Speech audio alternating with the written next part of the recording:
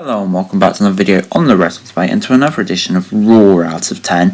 Yeah, should be a good show today. We're getting closer and closer now to SummerSlam, just a matter of weeks to go, and we've got Randy Orton returning. We've got the program heating up between Lashley and Goldberg. So there should be a lot going on. Let's get straight into it. Randy Orton kicked off Monday Night Raw, making his return. And was followed by Riddle, who wondered where he was.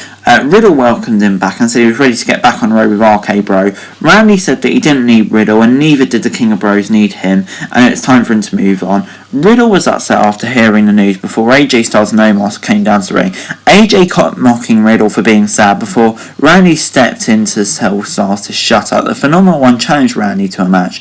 They agreed. Randy went for the RKO, but AJ and Omos dodged them. Riddle tried for an RKO on Omos, but took a chokeslam as Randy walked off without helping him.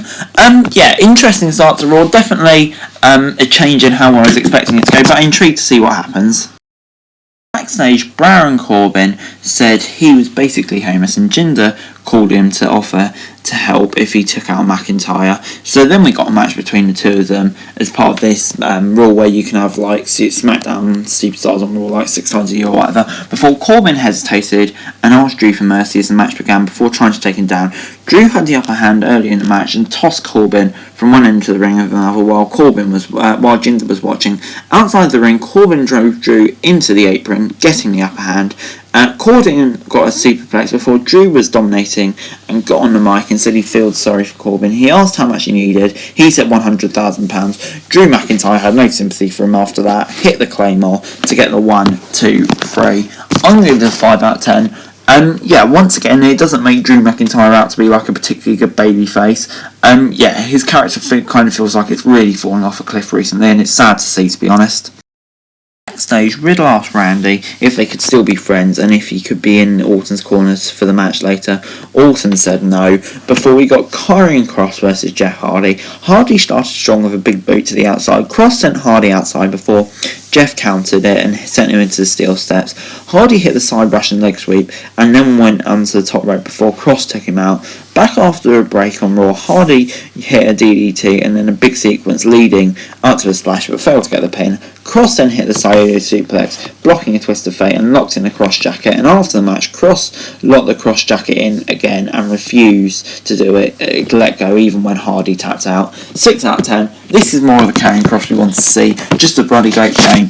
It's 3 or 4 weeks too late. Riddle was depressed backstage but said that he respected Randy's wishes, but he has to do what he has to do. Before we moved on, we got Alexa Bliss versus Piper Niven. Eva Marie wanted to be in the ring, but the referee sent her outside. Doudrop had an early advantage, but Alexa managed to evade her. Alexa went outside to face Eva, but Doudrop came back from behind and took her out. Alexa was in trouble in the ring before Doudrop mocked Lily. The doll winked at Doudrop, freaking her out at the distraction and let Alexa roll her up for the win. I'm going to give this 6 out of 10. This was fine, I suppose. Just kind of progressing this storyline further, and I think it's probably the right winner. Sheamus v Ricochet was up next. Sheamus started strongly and took Ricochet to the corner early on. The Celtic Warrior got back in the ring but was dropped onto the announce desk before Ricochet hit a dive. Back after a break, Sheamus was hit with a Hurricane Rana from the top rope before Ricochet got a near fall off the 450 splash. Sheamus hit the brogue kick and picked up the win after taking down Ricochet in midair with a headbutt using his protective mask. Damien Priest then walked down and got in a US champ's face. Sheamus was about to retreat when Priest showed him over the ropes. Miz and Morrison showed up as we headed for a next match. I'll grade it all in one bit, which was Damien Priest versus John Morrison. Damien hit the upper hand early on and took Morrison to the corner before taking a Pele kick for a near fall. Morrison took Priest down and went for a submission, but Priest reversed it and hit some big kicks. Priest then was setting up for a finisher when Miz sprayed him with dripsticks. Priest ignored him and hit Reckoning, picking up the win. After the match, Priest went after the Miz and Morrison came down but was kicked down. Priest sprayed Miz with the dripsticks before going after the Miz again, and the A-lister stood up, ran away, proving his injury was fake. I'm going to give it a 6 out of 10. Yeah, this is good. Kind of just heats up the US title picture, and just progresses on further before Sheamus walked back out on Raw after Priest match, but Damien called him a bully. He challenged Sheamus to a title match at SummerSlam and accepted it. Morrison tried to attack Priest, but he turned it around, a bro kick, and took out his own Morrison. I kind of like where this is going. Before Mansoor got Ali a matching jacket, and the two seem to be getting along really well. That's when we got Mustafa Ali versus T-Bar. T-Bar took Ali down early on before being sent out of the ring. Ali hit a dive over the top ropes and T-Bar caught him before hitting a knee to the midsection, tossing him into the barricades. Back in the ring, T-Bar hit a big slam and went for a pin. Mansoor helped Ali to get his foot on the ropes before Mace got him down. T-Bar went for another pin, but Ali rolled him up for a near fall, and T-Bar caught him with a feast your eyes, getting the pin on Raw. Mace and T-Bar were about to attack their former leader after the match, but Mansoor fit a top rope drop kick and took out both Mace and T-Bar. 4 out of 10.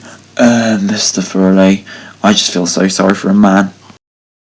Here to Zara and R-Truth then failed to get a 24/7 title off the best athlete in WWE, Reggie, before MVP and Lashley were out and called Goldberg out for attacking MVP last week. MVP demanded actions and said he had multiple broken ribs. He told Goldberg's son Gage to tell him to reconsider the match because Lashley ruined his dad's career. Lashley said he was ready to follow through with the threats if they faced each other at SummerSlam.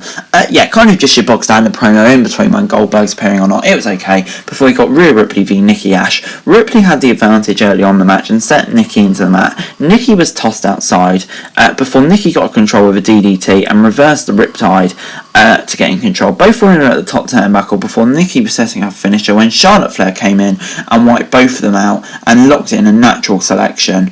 6 out of 10. This was all very sudden, but I didn't expect anything less, to be honest. Before it was nearly main event talk, before we saw a footage of Elias stepping into a fire and tossing his guitar into it, a voice said Elias is dead, hinting at a fresh gimmick for a drifter. I'm actually kind of intrigued to see what it is. Maybe about time he moved on from that gimmick, before we got Randy Orton v AJ. Orton unloaded on AJ and bounced him off the ropes as the match began. Styles hit a phenomenal forearm to the outside as we headed for a break. Back on Raw, AJ got a near fall, but took a big boot and a power slam before Randy got a near fall of his own.